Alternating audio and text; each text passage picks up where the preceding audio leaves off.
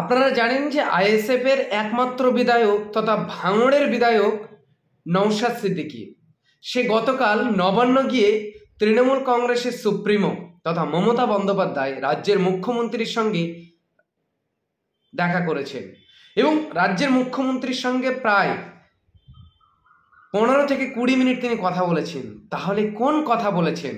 তিনি কি তৃণমূলে যোগ দেবেন? এমনটাই কিন্তু ইতিমধ্যে রাজনীতির চর্চা হচ্ছে। আগে নওশাদ সিদ্দিকী কি বলেছেন শোনাবো। তৃণমূলে জয়েন করছি। কবে তৃণমূলে জয়েন করছি? আমার নিজের একটা পার্টি আছে, পার্টির আমি একটা চেয়ারম্যান। 4 বছর ধরে 42 দিন জেল কেটে 13খানা কেস মাথায় নিয়ে ঘুরছি। এটা মাথায় রাখবেন, কোশ্চেন করার আপনার রাইট আছে।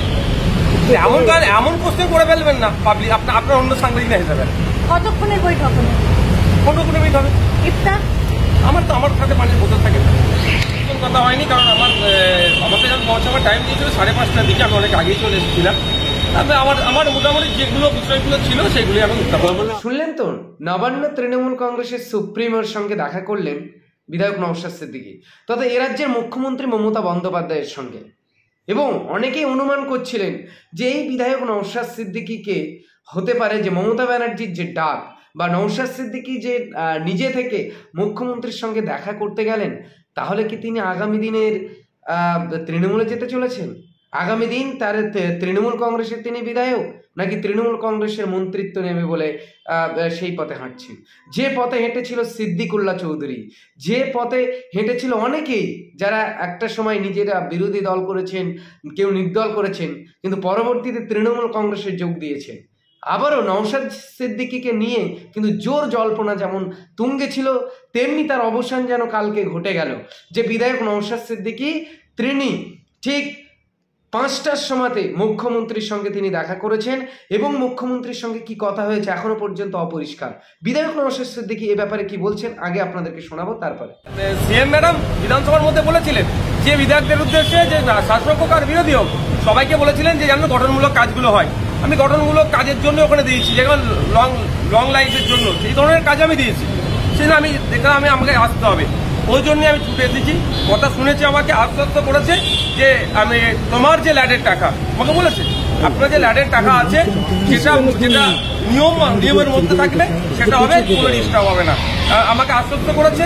এবার দেখার বিষয়, আমি সর্বোচ্চ জায়গায় এসেছি, এরপরেও যদি না আমার কাজ ঠিকঠাক করা হয় তাহলে আর কিছু বলার নাই। তখন আমি বলছি, এখানে বলে যাচ্ছি, তাহলে আমি আমার গাছের টাকা থেকে বাড়ি থেকে টাকা নিয়ে এসে 3 কোটি টাকা খরচ করার আমার সেই ক্যাপাসিটি আমার আছে, আমি সেটাকে করছি।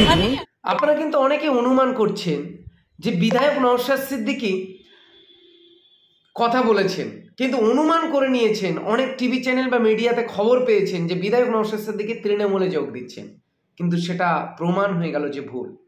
বিধায়ক নওশাদ সিদ্দিকী ভাঙড়ের সহ বেশ কিছু পশ্চিমবঙ্গের দাবি নিয়ে তিনি নবান্ন দেখা করতে গেলেন মুখ্যমন্ত্রীর সঙ্গে এবং এর আগে তার অ্যাপয়েন্টমেন্ট নেওয়া ছিল, কিন্তু দীর্ঘদিন তার অ্যাপয়েন্টমেন্ট ক্যান্সেল হয়েছে। পরবর্তী তার অ্যাপয়েন্টমেন্ট অ্যাপ্রুভাল দিয়েছেন রাজ্যের মুখ্যমন্ত্রী মমতা বন্দ্যোপাধ্যায় এবং তার সঙ্গে দেখা করলেন।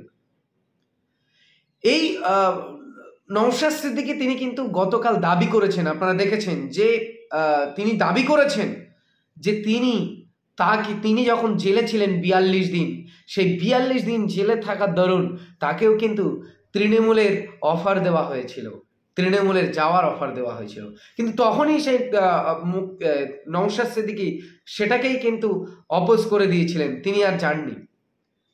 কিন্তু তারপরে সকলেই ভেবেছিল যে এই নওশাদ সিদ্দিকীকে পঞ্চায়েত ইলেকশনের পরে হতে পারে যে এত দমিয়ে দেওয়ার যে পরিকল্পনা নিয়েছিল তাকে আবার তৃণমূলে পাবে, কিন্তু অবশেষে তৃণমূলে পাওয়া গেল না নওশাদ সিদ্দিকীকে।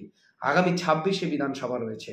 আজ যদি অনেকে অনুমান করছেন আজ নওশাদ সিদ্দিকীর সঙ্গে মমতা বন্দ্যোপাধ্যায়ের যে বৈঠক, এই বৈঠককে কেন্দ্র করে হতে পারে 26-এর আগে আরো কোনো বড় বৈঠক হতে চলেছে। এই প্রশ্ন কিন্তু ইতিমধ্যে উঠে আসছে। এখন বিষয় হচ্ছে যে বিধায়ক নওশাদ সিদ্দিকীকে আগামী যে 26শে বিধানসভা রয়েছে সেই বিধানসভা পর্যন্ত টিকে থাকতে পারবেন কিনা নিজের দলের ঝান্ডা তোলে, সেটাই বড় বিষয়। সেটা নিয়েই কিন্তু এখনো জোর জল্পনা তুঙ্গে রয়েছে।